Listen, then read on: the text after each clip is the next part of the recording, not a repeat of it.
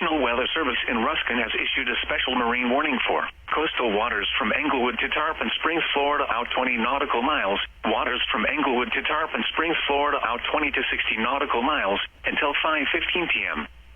At 4:26 p.m., a strong thunderstorm capable of producing waterspouts was located 36 nautical miles west of Egmont Key, moving east at 25 knots.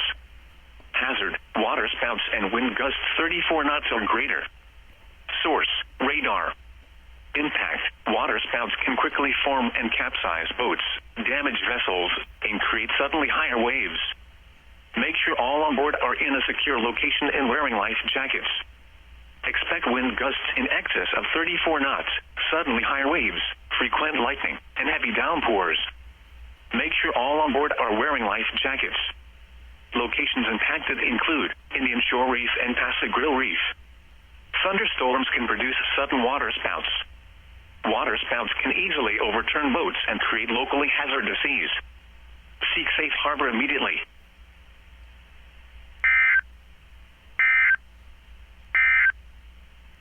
Now for the official